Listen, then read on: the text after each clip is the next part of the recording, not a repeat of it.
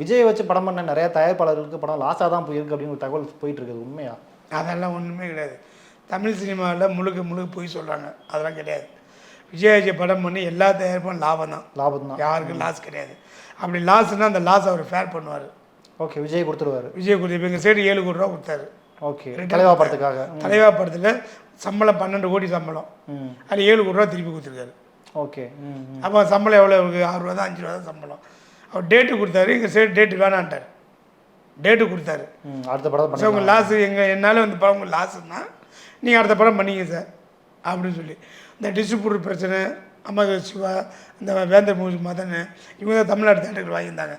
திருப்பூர் சுப்பிரமணியம், இவங்கெல்லாம் திருப்பி இந்த பிரச்சனை வரும் அப்படின்னு சொல்லிட்டு பயந்து காசை வாங்கி அவங்கள்ட்ட கொடுத்துட்டாரு.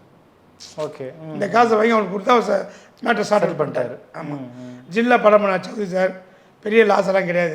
லாஸ்ட்டில் அந்த லாஸ் பேமெண்ட் திருப்பி தரனாரு. சௌத்ரி சார் வேணாட்டார். சௌத்ரி சார் லாபமான படம் தான், 10 கோடி ரூபா லாபம், 10-20 கோடி லாபம். தெரிய பண்ணார் தானு, அவருக்கு லாபம்.